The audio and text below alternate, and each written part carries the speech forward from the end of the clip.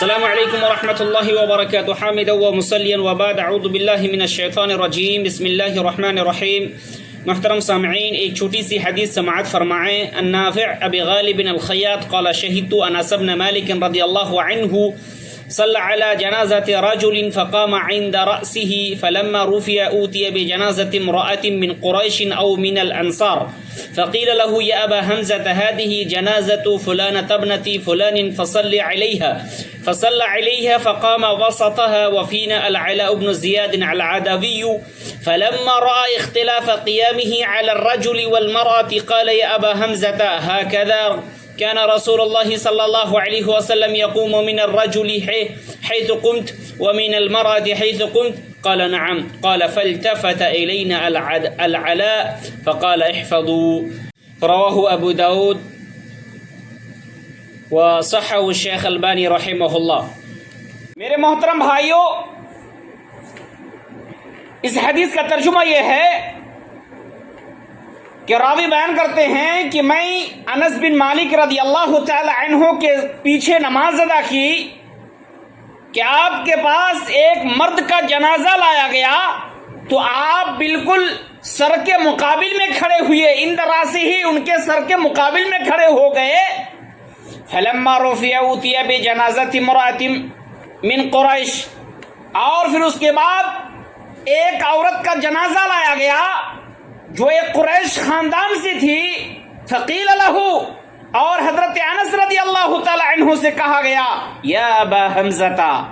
ابو حمزہ، یہ حضرت انس بن مالک کی کنیت ہے، اس کے کنیت سے پکارتے ہیں، کہتے ہیں یا ابا حمزہ ہذہ جنازۃ فلانۃ ابنۃ فلان، یہ فلاں بن فلاں کی بیٹی ہے، فصلی علیہا، اس پہ جنازے کی نماز ادا کیجیے۔ فصلی علیہا، اور اس پر حضرت انس بن مالک رضی اللہ تعالی عنہ نے جنازے کی نماز ادا کی۔ فقام وسطها، اور حضرت انس اس پر ان کے وسط بیچ میں کھڑے ہو گئے، بیچ میں کھڑے ہو کر ان کے بیچ کے مقابل میں کھڑے ہو کر کے جنازے کی نماز ادا کی۔ وفینا العلاء بن زیاد العدوی،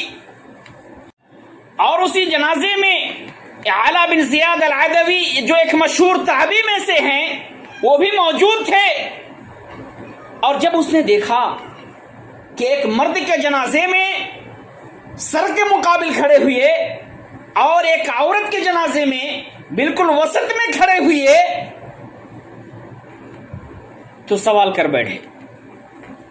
کہنے لگے یا ابا حمزہ اہکذا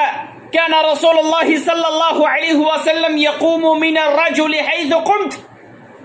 کہنے لگے کہ اے ابو حمزہ، اے انس بن مالک رضی اللہ تعالی عنہ، کیا اسی طرح اللہ کے نبی صلی اللہ علیہ وسلم کھڑے ہوتے تھے مرد کے جنازے میں جس طریقے سے آپ کھڑے ہوئے ہیں؟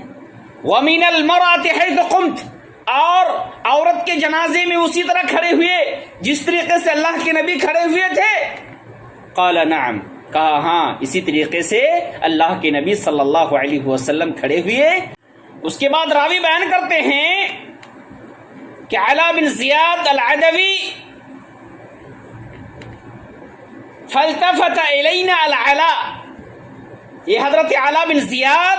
ہماری طرف متوجہ ہو گئے اور کہنے لگے احفظوا، اس مسئلے کو اچھی طریقے سے یاد کر لو، اس مسئلے کو اچھی طریقے سے یاد کر لو۔ اور ایک بخاری مسلم کی روایت ہے، راوی سمرہ بن جندب رضی اللہ تعالی عنہ بیان کرتے ہیں کہ صلیت وراء النبی صلی اللہ علیہ وسلم على امرأة ماتت في نفاسها فقام عليها وسطها، یہ متفق علیہ روایت ہے۔ سمرہ بن جندب راوی ہے، بیان کرتے ہیں کہ میں نے نبی کریم صلی اللہ علیہ وسلم کے پیچھے ایک عورت کی نماز جنازہ پڑھی جو بحالت نفاس انتقال کر گئی تھی، تو رسول اللہ صلی اللہ علیہ وسلم اس کی کمر کے مقابل میں کھڑے ہو گئے، اس کی کمر کے مقابل میں کھڑے ہو گئے۔ پتہ چلا کہ جو روایتیں پہلے گزر چکی ہے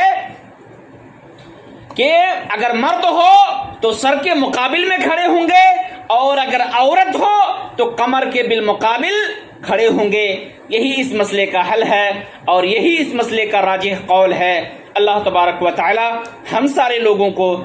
صرف اور صرف قرآن اور حدیث پر عمل کرنے کی توفیق عطا فرما. والسلام علیکم ورحمۃ اللہ وبرکاتہ.